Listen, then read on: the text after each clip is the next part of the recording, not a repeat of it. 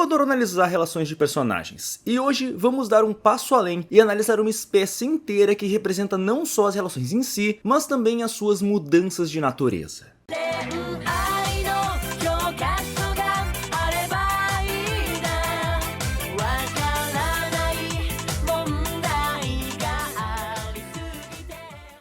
Galera, a Game Shark simplesmente enlouqueceu e criou uma rifa cujo primeiro prêmio é um PS5, o segundo é um PS4 com um jogo e o terceiro são R$1000 em vale compras. E cada número custa só 25 centavos. Mas chefinho, e se eu não quiser os prêmios? Sem problema, meu caro amigo, porque se você não quiser os prêmios, você pode pegar o valor deles em dinheiro no Pix. O quê? O que foi que você disse? Será que eu escutei direito? Sim, meus caros amigos, se vocês não quiserem o prêmio, podem simplesmente pegar a grana e fazer o que bem quiserem com ela. E também, se você pegar um dos 4 números premiados, que eram 5, mas um já foi, você ganha na hora 200 pila em vale compras ou 200 pila no Pix. Então aproveita, vai pegar seu número e boa sorte na premiação. Dito isso, de volta pro vídeo. Os Changelings são uma das espécies mais interessantes de My Little Pony, a amizade é mágica, sendo criaturas metamórficas incrivelmente perigosas não apenas por poderem mudar de forma, mas também pela sua dieta que consiste em se alimentar do amor das demais criaturas vivas, as enfraquecendo no processo. Essas criaturas com a aparência de queijo suíço queimado não são pouca coisa, até porque a rainha da espécie, também conhecida como Chrysalis, se tornou mais poderosa do que um alicórnio após consumir o amor de um pônei que possuía um sentimento forte o bastante. E se você não sabe, os alicórnios são basicamente a espécie pônei com maior poder base e os governantes do reino, então derrotar uma nem de longe é pouca coisa.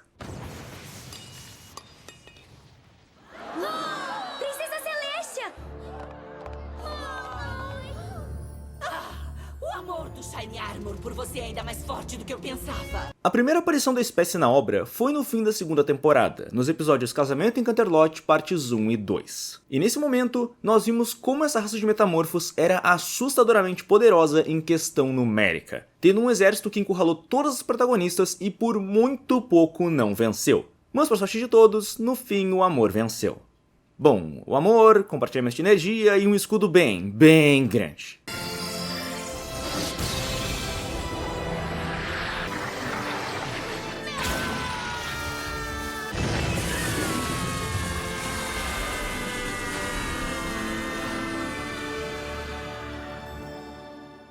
Essa aqui não foi só a primeira aparição da espécie, mas também foi a sua primeira derrota. E nesse ponto, eles foram apresentados como uma espécie de parasitas que, ao mesmo tempo que precisavam de amor para se tornar mais fortes, enfraqueciam aqueles dos quais se alimentavam.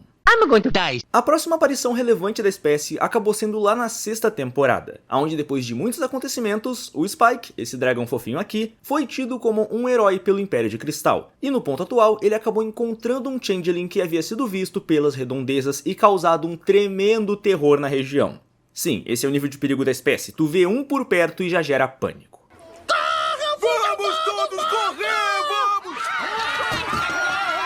O Changeling em questão se chamava Thorax, e diferente da maioria dos membros da sua espécie, ele queria fazer amigos. You what? Peraí, chefinho, como é que é a história? Então, durante o Casamento em Canterlot, vendo a amizade e o amor que as protagonistas tinham umas pelas outras, ele não conseguiu simplesmente roubar tal emoção. Ele quis sentir tal emoção e compartilhá-la. That's gay. Daquele ponto em diante, ele se afastou da própria espécie e buscou uma relação verdadeira, na qual ele pudesse compartilhar o amor em vez de apenas roubar. Ele achava que uma relação de amizade real poderia sustentá-lo, poderia saciar a sua fome sem que ele tivesse que roubar tal emoção. Mas era impossível ter certeza naquele ponto. Eu estou tão faminto. Se eu tivesse um amigo, talvez o amor compartilhado pudesse me sustentar, mas não acho que os pôneis de cristal vão querer ser meus amigos. O problema é que ele estava numa região muito cheia de amor, que foi justamente o que o atraiu para tal local. Mas por conta de ele ser um Changeling, todos o temiam e entraram em pânico só por ele estar por perto. E se esse não for o verdadeiro Spike? Todo mundo correndo! No fim, o Spike colocou a própria reputação em risco para dar uma chance pro novo amigo. E desse ponto em diante, o Thorax foi aceito no Império de Cristal e ficamos sem maiores notícias relevantes dele até o fim da temporada 6. Muitos meses depois... Os episódios em questão foram Aonde e de Volta Outra Vez, partes 1 e 2. Sim, mais um especial de 2 partes que tem como foco essa espécie. Só que dessa vez, os Changelings raptaram e substituíram as protagonistas e os demais alicórnios do reino, o que acaba levando um grupo de personagens secundários a resgatá-las na colmeia dos Changelings. Ela Fluttershy!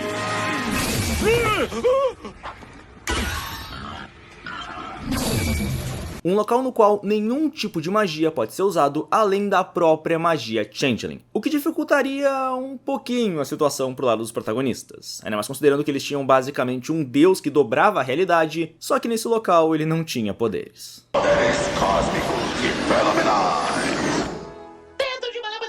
Nesse especial, nos é revelado que Thorax deixou de sentir fome uma vez que fez amigos, quase como se tivesse esquecido o que precisava comer e o seu corpo deixasse de precisar uma vez que ele esqueceu. Algo surpreendente, levando em conta que os Changelings estão sempre com fome. E tais mudanças acabaram se refletindo nas suas asas, que em tal momento estavam diferentes do padrão da sua espécie. Thorax? Sim, Suas asas estão diferentes. eu acho que estão.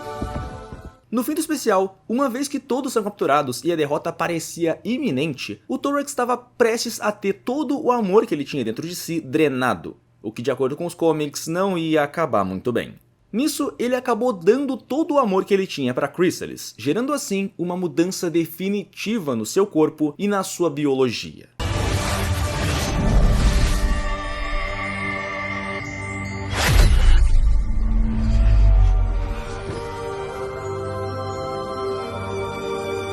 Oh, I'm gay now.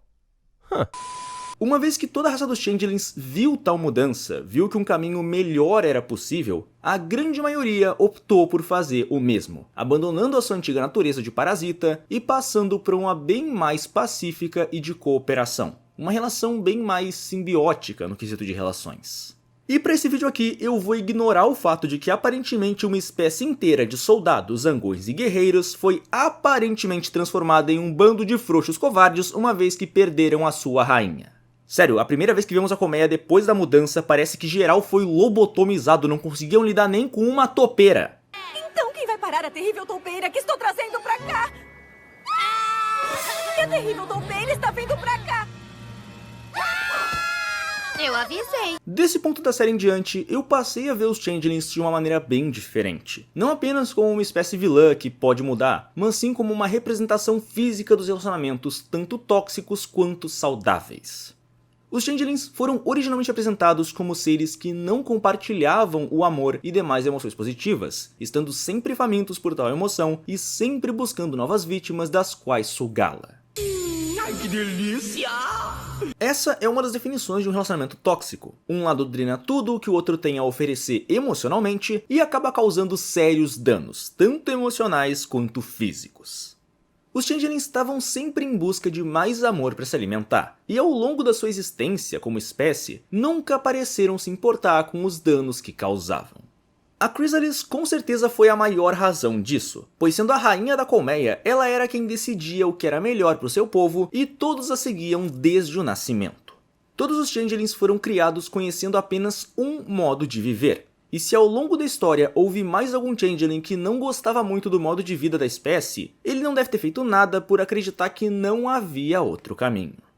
É só o que eu conheço. E é nesse ponto que entra o Thorax. Ele é alguém que cresceu em um ambiente tóxico e foi criado sobre uma ideologia extremamente perigosa para as demais espécies. Ele pensava de maneira diferente dos demais e uma vez que viu as relações de outros seres, ele se recusou a continuar vivendo da mesma forma.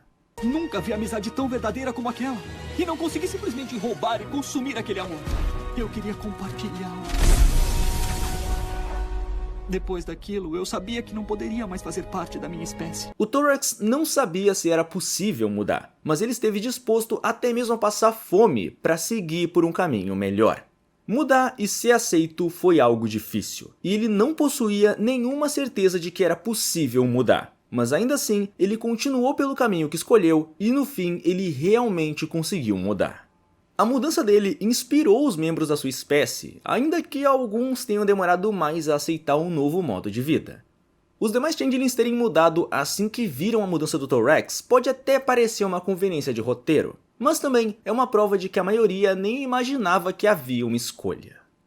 Uma vez que viram que havia um caminho melhor para se seguir, quase que toda a espécie optou por segui-lo, finalmente tendo uma escolha sobre as próprias vidas.